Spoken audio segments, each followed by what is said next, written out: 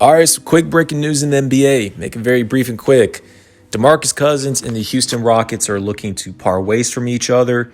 This has just been reported a couple minutes ago. Of course, I had to get my reaction on this. It's funny. A couple of days ago, they just guaranteed him a contract for the rest of the season. So it looks like the Rockets are trying to pay Boogie Cousins. Kudos to them. So when they're looking to part ways from him, he pretty much took a veteran's minimum as it is. They're most likely going to buy him out. I doubt they're really going to find trade partner. Who knows about it? Maybe second-round picks, but I'm assuming it's more going to be on a buyout opportunity in the next coming week. The first two teams that you can think of that really could use a big man, of course, are going to be the Brooklyn Nets and the Los Angeles Lakers. First thing with the Lakers, Boogie was there last season. He has chemistry with Anthony Davis, LeBron James, and everyone internally. That Lakers locker room and chemistry was 100% in the 2020 season. And within this season right now, the Lakers' chemistry are still on a high level. You've not seen toxicity. You have not seen any chaos within so. Frank Vogel, LeBron has everything ordered and structured, which is good for them. So Boogie would be an easy transition going back to the Lakers.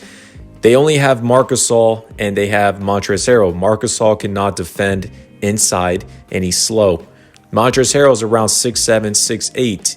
He can try to be, a bullier. He can try to be a dog out there. But when you're taking Jokic or maybe Embiid in the playoffs, you need a defensive anchor. Losing JaVale McGee and Dwight Howard were huge losses to the LA Lakers. Bringing in Boogie Cousins, who would finally be healthy this season, that would help out a lot. Now, would I start Boogie whenever Anthony Davis is coming back? Let's just say in April or so. Probably not. I would probably still keep Marc Gasol out there, but Boogie could still give you great minutes coming off the bench, 20 to 25 a night. Depends if they start him or not. Who really cares? But the most important thing is the Lakers need a defensive anchor. There's really no one in free agency that could work at all whatsoever. You need a vet anyways. Boogie Cousins would be the most ideal. So if you're Boogie, LA should actually be number one on your list. For number two, again, the Brooklyn Nets.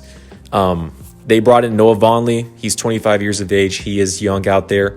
But they need a defensive anchor. If not only a defensive anchor, just a big man in general, because at times they've even put DeAndre Jordan off the bench. They would start Jeff Green. They're trying something out there. They don't have any bigs whatsoever. And Boogie Cousins could be a stretch five. He can stretch the floor, which would be ideal. But with Boogie Cousins and James Harden, I know they had that little situation. I doubt that matters anyways. They're trying to win a championship. So Brooklyn Nets would be a good situation for Boogie. I would actually still put Boogie Cousins off the bench and keep DeAndre at the 5 if they're running it within that to have more firepower off their bench because their bench is thin. But when it comes to these two scenarios, I actually think the Lakers is the most ideal situation for DeMarcus Cousins due to chemistry, his friendship, of course, with Anthony Davis. The Lakers just won a championship. They need another big out there with Boogie. So I think that's the best scenario for him when it comes down to it. I think a better fit for the Brooklyn Nets would actually be to make a trade or find a buyout for JaVale McGee. That's me personally. Now, there is Andre Drummond still out there within those rumors. Who knows what happens to him? But keep an eye out on this. Any other teams that could use Boogie Cousins? I mean, of course, it would just have to be contenders. So I don't know about the Clippers because they already have Serge Ibaka and Zubac out there, so probably not on that scenario. And if you're looking at the rest of the Western Conference teams, the Jazz won't need him. The Denver Nuggets, he wouldn't fit within there. The Phoenix Suns, no. So if you're looking out in the Eastern Conference, he's not going to go to the Milwaukee Bucks. The 76ers already have their big men settled within that. And then who else? The Celtics, he's not going to join that organization. Forgetting one more team within there. But no, I think it's either the Nets or Lakers. Lakers make the most sense for me, transition and his opportunity. Let's see what happens.